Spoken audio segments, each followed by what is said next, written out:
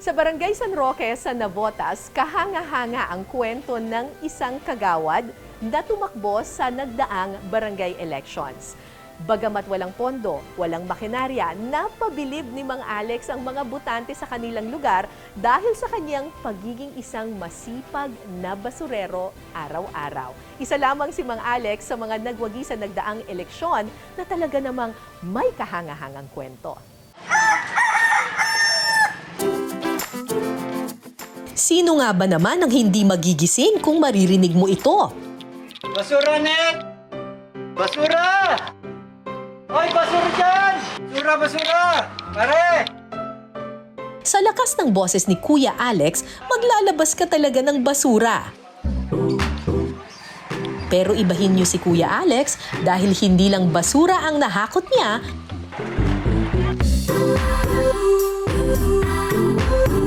kundi pati tamis ng tagumpay.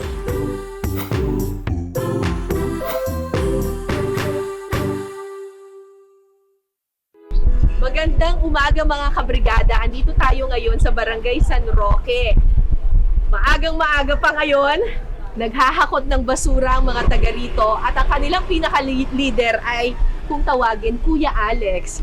Siya yung pinaka-basurero dito sa lugar na ito. Medyo maraming basura tong kukunin namin. Nasaan kaya si Kuya Alex? Ayun! Kuya Alex! Musta po? Musta po, Musta po? Eto po ba hahakutin natin? Opo, lahat po Medyo yan. marami po ah. Marami po yan. O, konti pa nga yan. Kukunti pa to! Oo, minsan rin, sabi napakarami yan. Tuwing umaga, kung may problema kayo sa basura, si Kuya Alex ang tatawagin ninyo. Basta nandito kayo sa Navotas. Tara po! Alas 4 ng madaling araw nagsisimula ang trabaho ni na Kuya Alex. Araw-araw, ganito ang ginagawa nila. Naghahakot ng sandamakmak na basurang nagkalat sa kalsada.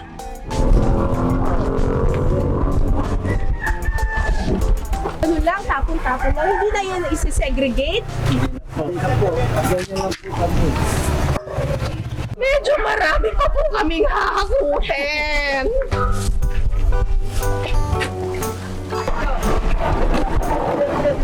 Dito na, puno na! Hindi, mahirap na kunin doon eh. Ay, meron pa na yun. Medyo napasabak kami sa iskinitang ito dahil ang basura, iniwan lang na nakatiwangwang sa bangketa. Ba't di nila ilagay sa sa lalagyanan yung basura nila? Nabubuti yung nangangalakal. Nangangalakal, ma'am. Sinukuha na yung mga recycle. Nagtataka siguro kayo kung bakit nakakalat lang dito yung mga basura. Ang totoo niyan, yung mga residente dito, nilagay naman nila sa mga lalagyanan yung kanilang basura. Ang problema, yung mga nangangalakal ng basura, Hinahalo kayo? kinalkal na nila, tapos tinambak lang. Dapat hindi nila tinambak lang. Pero gaano man kadumi at karami ang basura, hinakot ito ni na Kuya Alex ng walang reklamo. Oh my God! Araw-araw nito ito ginagawa? Hanggang linggo po. Hanggang linggo? Walang pahinga.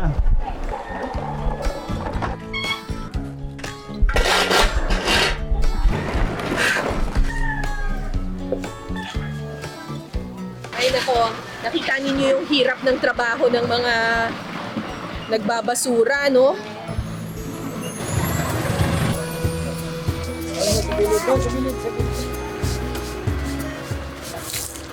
Susunod po na magtatapon kayo ng basura, alalahanin ninyo yung hirap na ginagawa ng mga basurero. So, kung pwede lang, ilagay sa tamang lugar para hindi na sila mahirapan. 3 taon nang tumutulong sa pagpapanatili ng kalinisan sa kanilang barangay si Kuya Alex. Sa totoo lang, foreman talaga ang posisyon niya sa Barangay San Roque. Pero dahil sa kanyang sipag, siya na mismo sumasabak sa trabaho gaano man ito kadumi. Di ba po, ang trabaho ninyo sa barangay ay foreman. Ibig sabihin, pag foreman, kayo lang po yung magmamando. Magmamando, para kayong bisor. Para kayong bisor ng mga lahat ng nagbabasura. Hindi naman Bakit kayo po mismo kumukuha ng basura? Bisor po pala kayo eh. Hindi kasi kailangan din naman. Mahirap na nakatanga ko. Oo. Kasi nakita mo naghihirap yung mga kasama mo, kahit pa paano tumutulong mo.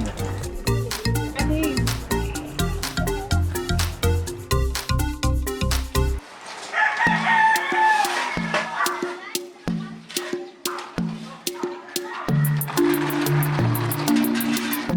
Bukod sa paghakot ng basura sa kanilang lugar, Tol, aja tayo!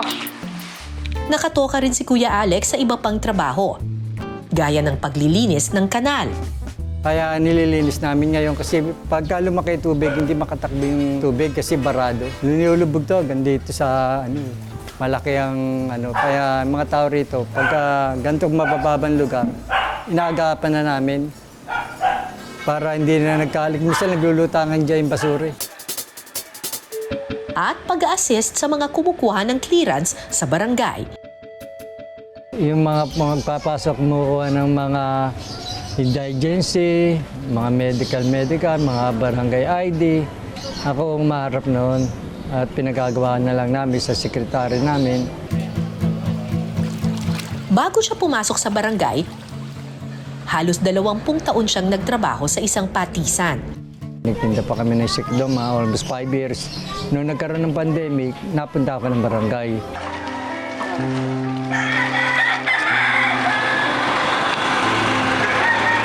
Nasikaso ko, 2 truck po yan. Isa doon sa may San Jose, sa San Roque, doon sa may bangko, sa pinuntahan natin kanina sa Bacog, saka rito.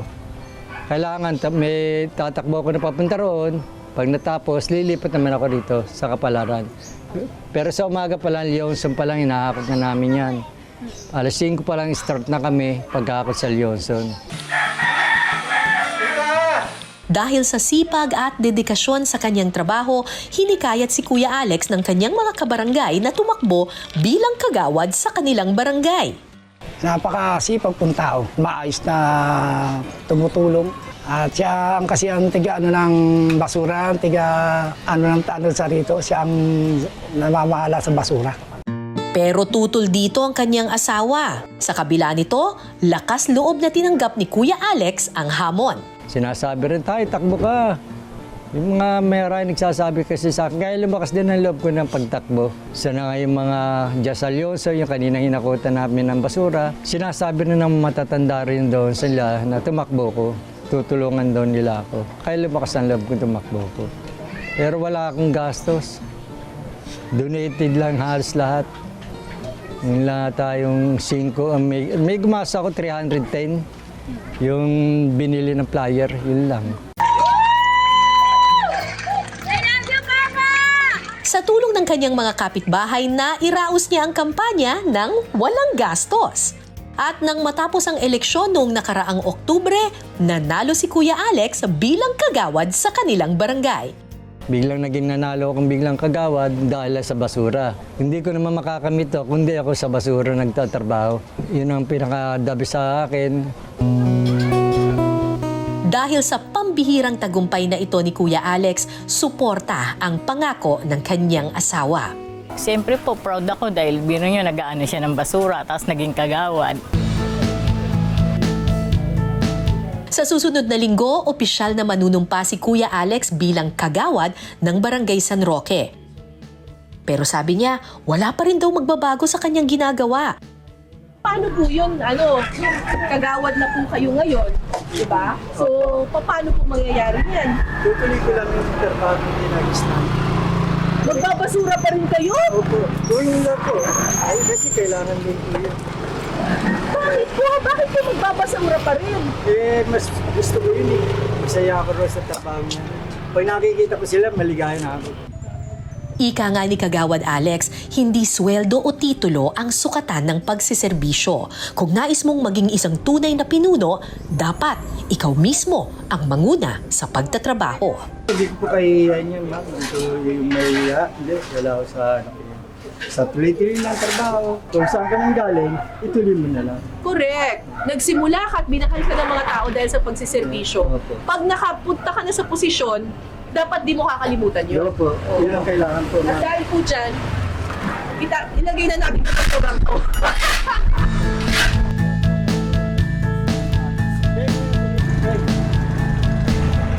kailangan niya mangarap tayo. Katulad ko nga, sabi ko nga ngayon, naroon ko na yung pangarap ko. Kasi pangarap ko yung maging kagawad talaga noon pa.